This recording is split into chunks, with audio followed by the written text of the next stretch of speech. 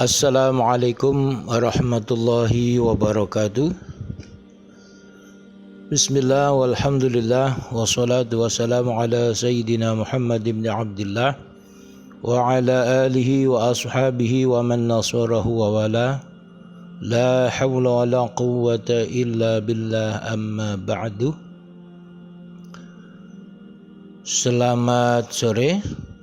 Selamat berjumpa kembali Bapak, Ibu, hadirin wal hadirat, peserta dan pemirsa kajian Islam virtual Kitab Safinatus Shalah bersama saya Haji Ahmad Sholeh Marwani di kajian yang ke-21.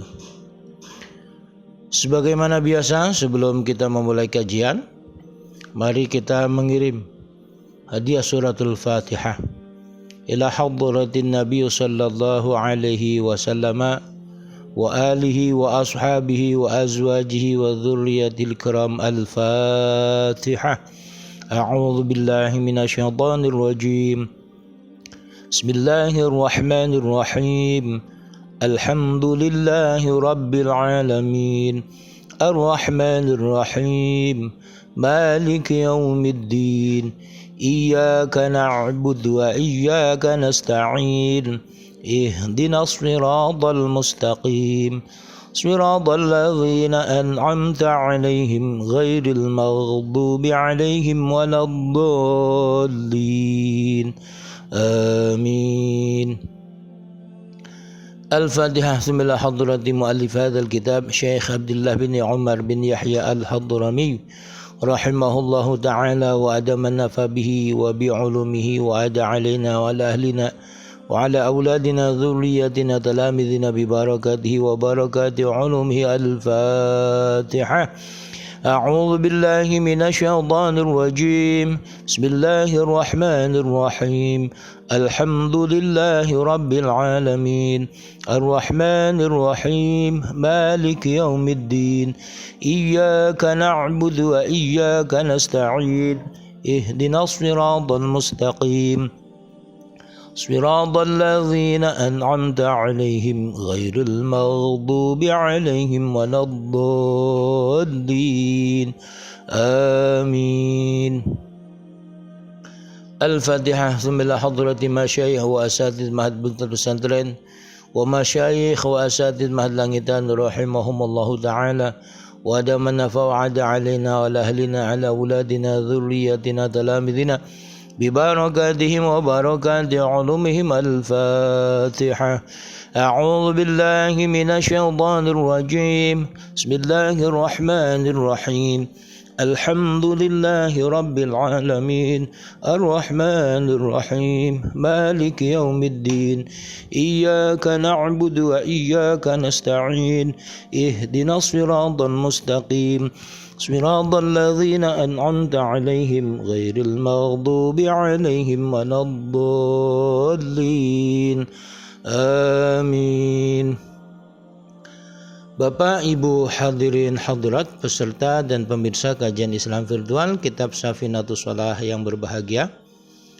Kemarin di kajian yang ke-20 kita sudah membahas syarat sah sholat yang keempat, yaitu menutup aurat. Selanjutnya di kajian yang kelima, syarat sah sholat yang kelima yaitu menghadap kiblat. Bismillahirrahmanirrahim.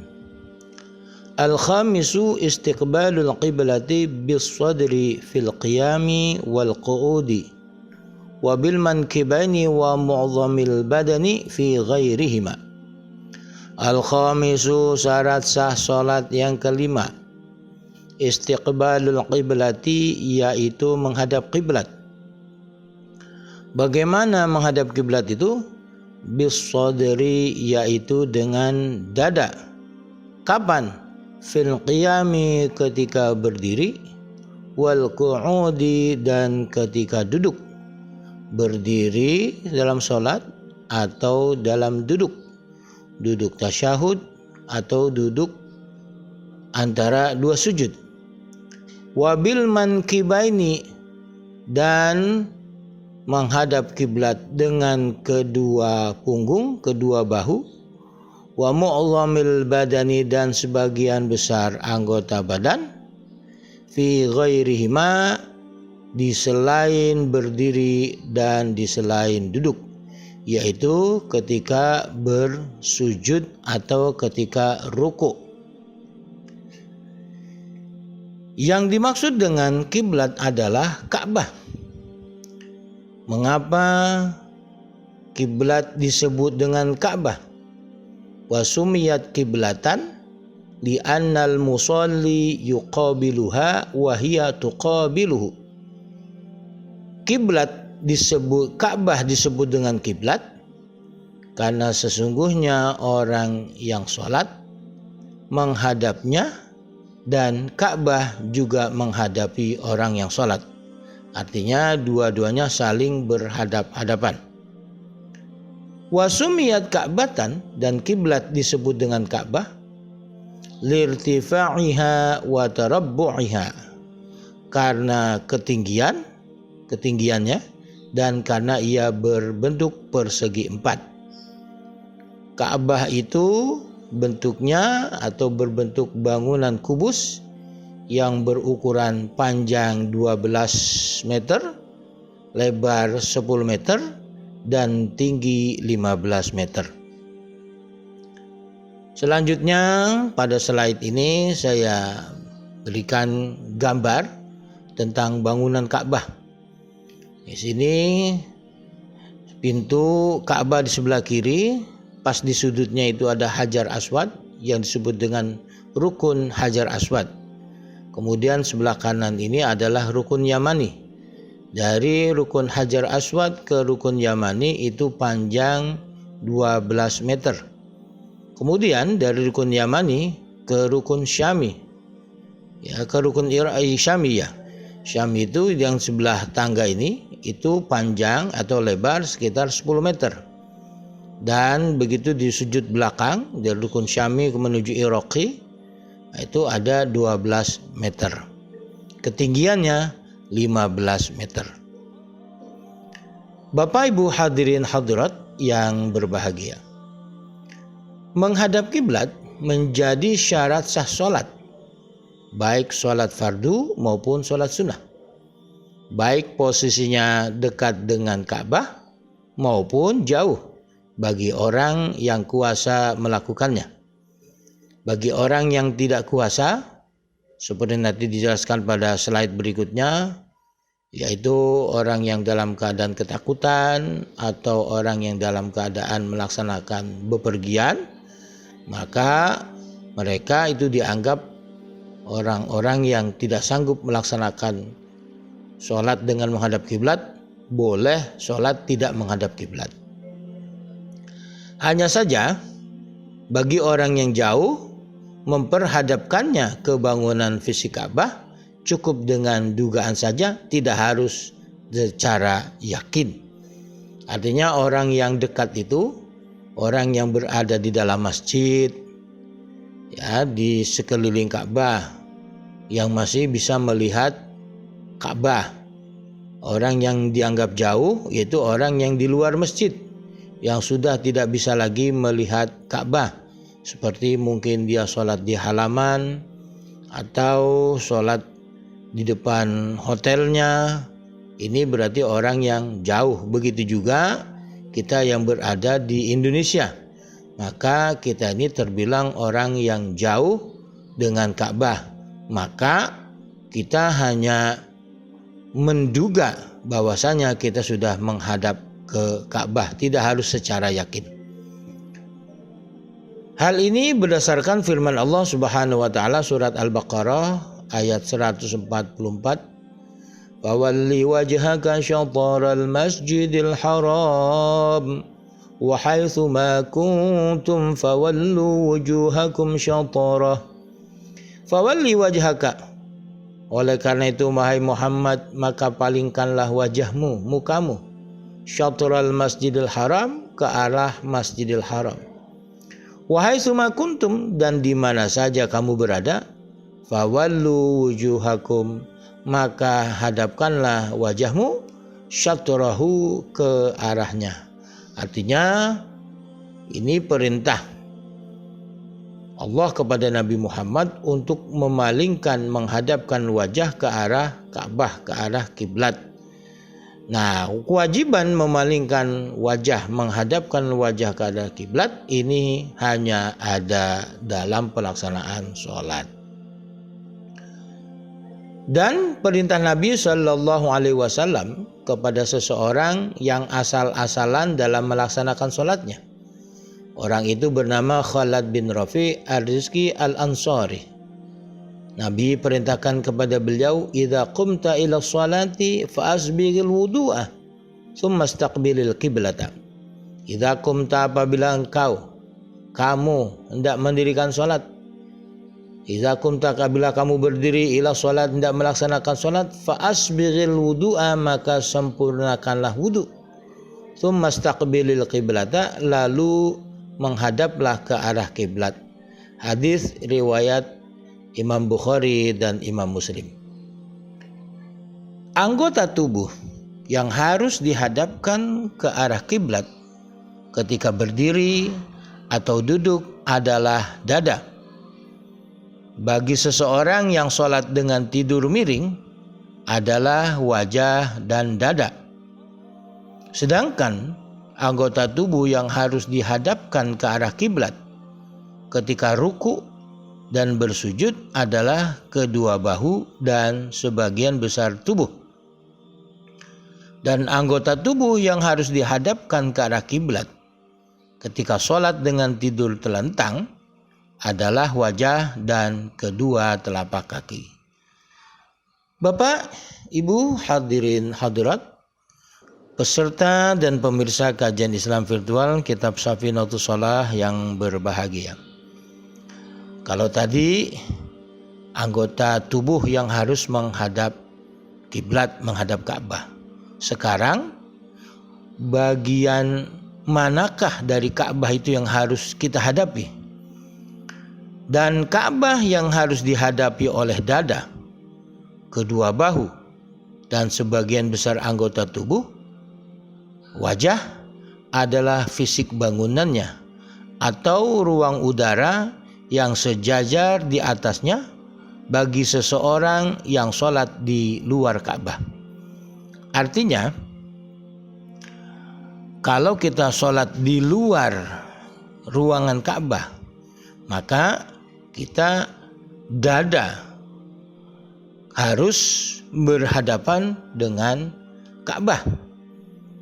Pelaksanaan sholat di Ka'bah itu semua melingkar.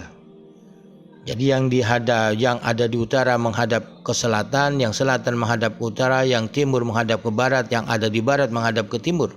Mereka semua sholat berputar mengelilingi Ka'bah, menghadapnya. Artinya orang yang ada di timur menghadap ke barat, yang ada di barat menghadap ke timur, yang ada di utara menghadap ke selatan, yang ada selatan menghadap ke utara. Ini gambar pelaksanaan orang yang tawaf, ini mestinya sedang tawaf. Atau pelaksanaan sholat juga demikian, mereka semua saling berhadap-hadapan. Yang di utara menghadap ke selatan, yang selatan menghadap utara. Bagi orang yang sholat di bawah, maka dia menghadap ke bangunan fisik Ka'bah. Berbeda dengan orang-orang yang sholat di lantai 2 atau lantai 3, di mana lantai 2 dan lantai 3 itu lebih tinggi dari bangunan Ka'bah. Maka mereka menghadap kemana? Maka mereka ini menghadap ke arah ruang udara di atas Ka'bah.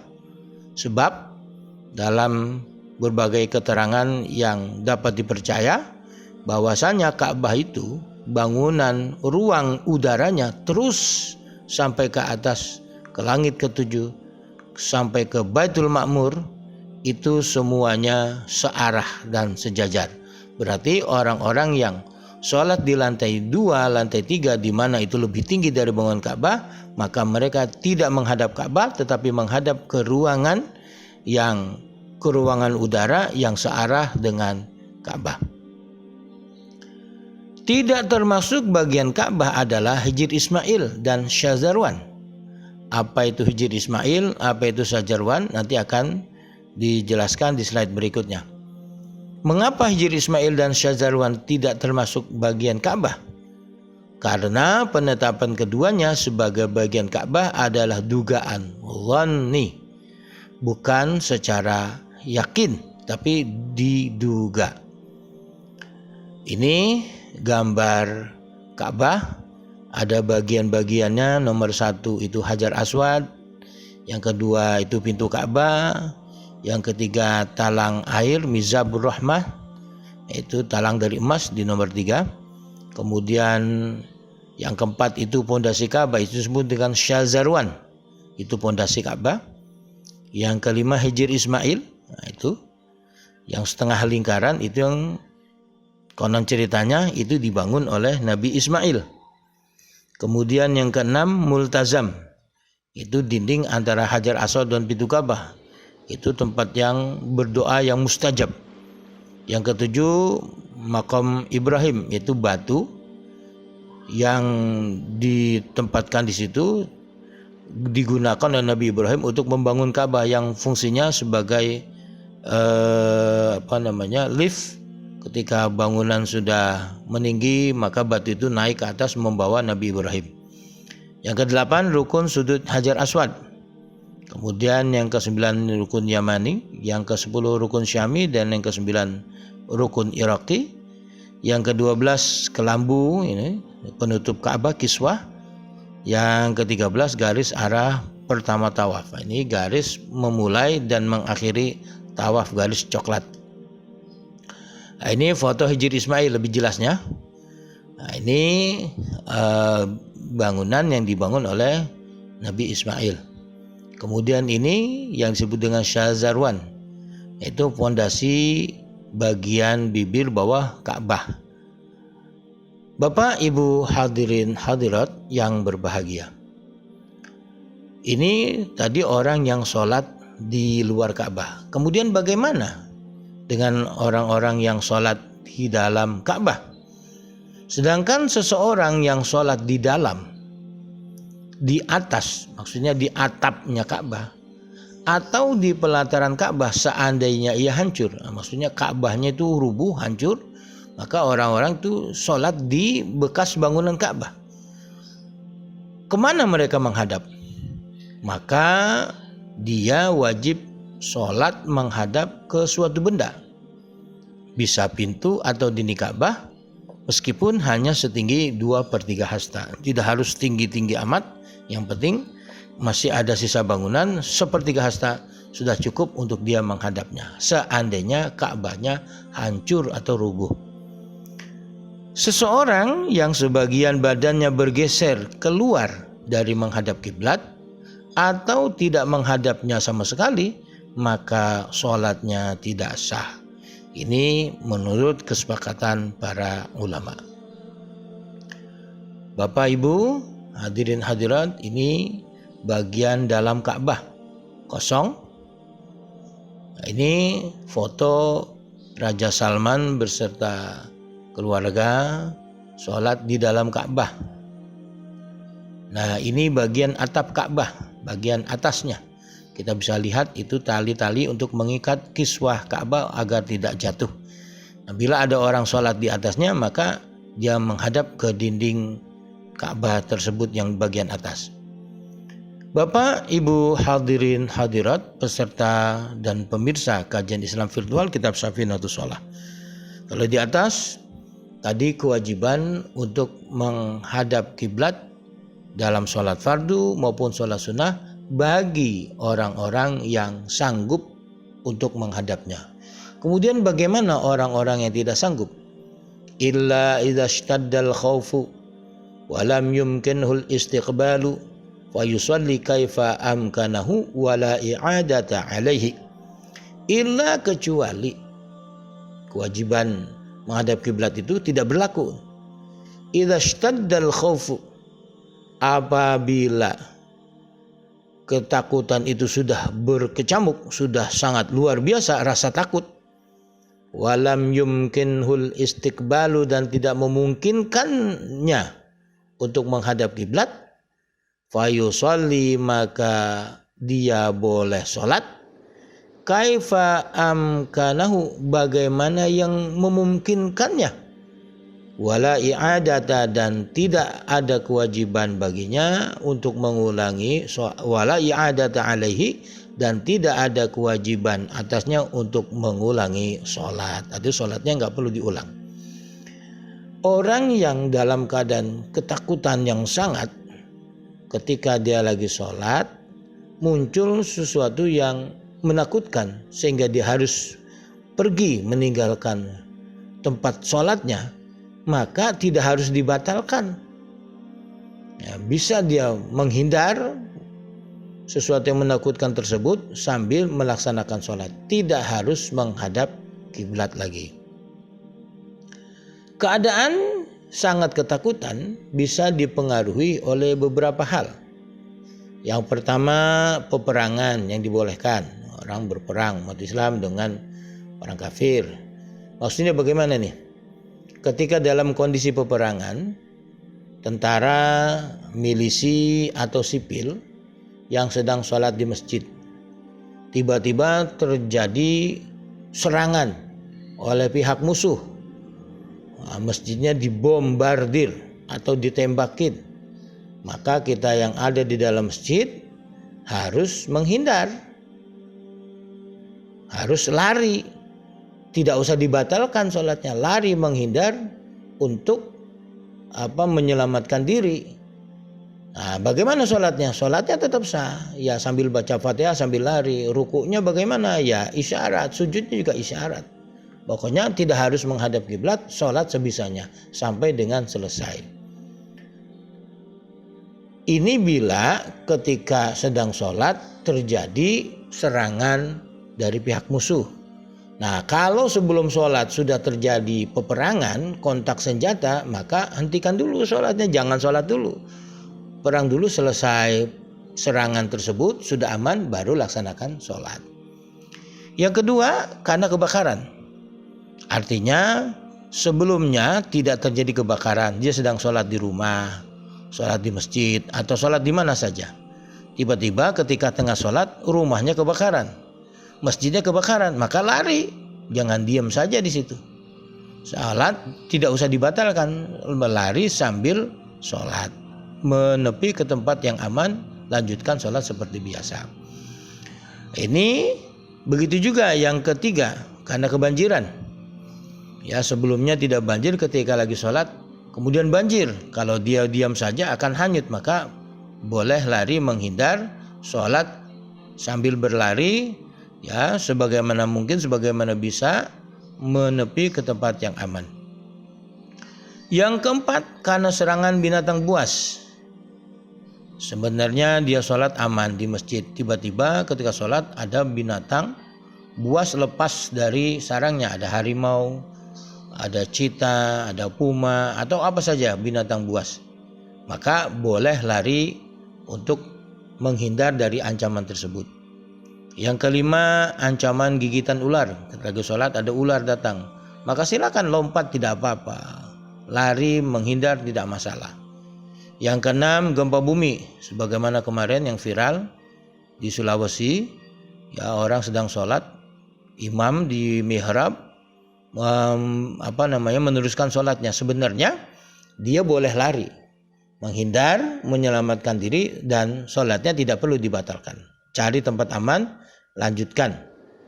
Yang ketujuh, ancaman jambret. Nah, sebagaimana yang viral di video-video di WA, kita dapat postingan itu, ada orang lagi sholat, ibu-ibu tasnya diambil ketika sedang sujud. Maka umpama dia tahu ada ancaman tersebut, dia bisa lari mengejar jambret tersebut dan sholatnya tidak batal. Ya, yang kedelapan, ancaman debt collector yang hendak menangkapnya. Itu maksudnya penagih hutang. Ini saya istilahkan debt collector karena ini memang yang fenomenal sekarang. Artinya bukan hanya debt collector saja, orang yang meminjamkan uang kepada seseorang, orang yang punya piutang, yang uangnya dipinjamkan orang, dia menagihnya. Kemudian orang yang ditagih yang punya hutang, karena memang betul-betul miskin, tidak punya uang untuk membayarnya. Nah, kemudian kalau orang yang memintanya menagihnya atau debt collector ini akan menzaliminya, memukulinya atau bisa menyiksanya. Orang ini dalam keadaan sholat, ketika datang debt collector ada orang menagih hutang, maka dia boleh lari sambil melaksanakan sholat dan menyelamatkan diri, mencari tempat yang aman untuk melaksanakan sholat selanjutnya. Begitu juga orang itu dianggap tidak bisa menghadap kiblat dalam sholatnya karena ketidakberdayaan. Ya, tidak berhadap menghadap kiblat disebabkan oleh berbagai hal. Di antaranya adalah satu, dalam keadaan sakit dan tidak ada seseorang yang membantu menghadapkannya ke arah kiblat. Sebagaimana ini yang sering kita saksikan di rumah sakit, itu balai tempat tidur tidak semuanya menghadap kiblat. Bila kita dirawat di rumah sakit, kebetulan tempat tidurnya tidak menghadap kiblat dan tidak ada orang, tidak ada perawat yang membantu untuk menghadap kiblat, maka sholat tidak usah menghadap kiblat. Karena ini orang dianggap tidak sanggup. Ini uzur syar'i. Yang kedua, dalam keadaan tersalib, orang itu disalib, disalib, tidak menghadap kiblat, maka sholatnya sudah dengan isyarat. Dan yang ketiga, terbelenggu pada kayu atau sedang terpasung. Yang keempat, dalam keadaan tenggelam, orang lagi sholat kemudian banjir dalam, tenggelam, maka orang ini sholat tidak usah menghadap kiblat.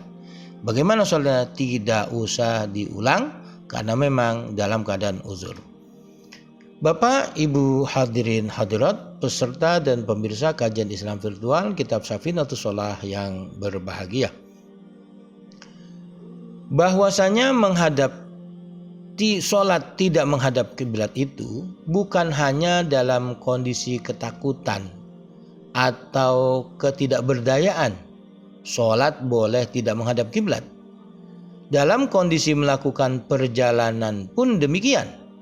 Orang yang dalam keadaan perjalanan, bepergian, baik dengan berjalan kaki, berkendaraan umum, pribadi, perjalanan darat, laut, atau udara. Baik jarak tempuh perjalanan itu jauh maupun dekat, boleh sholat di atas kendaraan atau boleh sholat sambil berjalan. Sholat yang boleh dilakukan dalam perjalanan dengan tidak menghadap kiblat hanya sholat sunnah. Tidak demikian dengan sholat fardu. Sehingga bila seseorang melaksanakan sholat fardu dalam kendaraan, maka sholatnya harus diulang atau i'adah. Tidak demikian dengan sholat di atas kapal air. Kenapa sholat di kapal air, sholat fardu sah dan tidak harus diulang? Tapi kalau sholat fardu di atas kendaraan, di mobil, di kereta, di bus, ya, itu harus diulang. Sisi perbedaan kasusnya, sholat fardu di atas kapal air dibolehkan dan tidak harus ada mengulang dengan alasan adanya kesulitan menepi ke daratan. Sebab kalau harus menepi dulu ke daratan tengah laut itu butuh waktu lama, bisa-bisa waktu sholatnya selesai habis. Sehingga tidak mengapa sholat di atas kapal, apalagi sekarang di kapal-kapal laut itu ada musolahnya, ada masjidnya, dan kiblatnya sudah bisa ditentukan. Sedangkan sholat dengan kendaraan darat sangat mungkin menepi ke jalan untuk melaksanakan sholat. Tetapi masalahnya, kalau orang itu naik kereta api, berhenti di stasiun untuk melaksanakan sholat di musolah di stasiun, itu akan ketinggalan kereta. Maka dia boleh sholat di dalam kereta meskipun tidak bisa sempurna, tetapi nanti ketika tiba di stasiun tempat tujuannya, sholat di dalam kereta atau di dalam bus harus diulang. Wallahu a'lamu bisawab. Demikian dan terima kasih. Al-Fatihah. A'udzu billahi minasyaitonir rajim. Bismillahirrahmanirrahim. Alhamdulillahi rabbil alamin arrahmanir rahim maliki yaumiddin.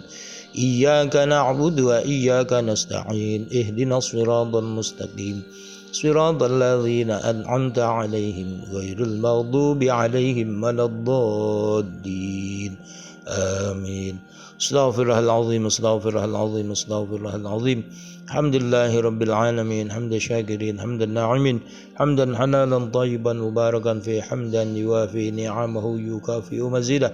Ya Rabbana lakal hamdu wa lakal syukru kama yanbaghi li jalali wajhikal karim wa 'azimi sultanik. Allahumma salli ala Sayyidina Muhammadin tibbil qulubi wa dawaiha wa afiyatil abdani wa shifaiha wa nuril absari wa diyaiha wa qudil arwahi wa ghidaiha wa ala alihi wa ashabihi wa sallim. Allahumma rzuqna fahman nabiyyin, hifdzal mursalin wa ilhamal malaikatil muqarrabin birahmatika ya arhamar rahimin. Allahumma anfa'na bima 'allamtana wa 'allimna bima yanfa'una, zidna 'ilman walhamdulillah ala kulli halin wa na'udzu billahi min hali ahli nar. Allahumma arinal haqqa haqqan warzuqna ittiba'ah wa arinal batila batilan warzuqna jinaba birahmatika ya arhamar rahimin. Allahumma ij'alna minal ladzina istama'ul qawla fattabi'una ahsanah. Wa sallallahu ala sayyidina Muhammadin nabil ummi wa ala alihi wa sahbihi wasallam. Alhamdulillahi rabbil alamin. Lebih kurang mohon maaf. Assalamualaikum warahmatullahi wabarakatuh.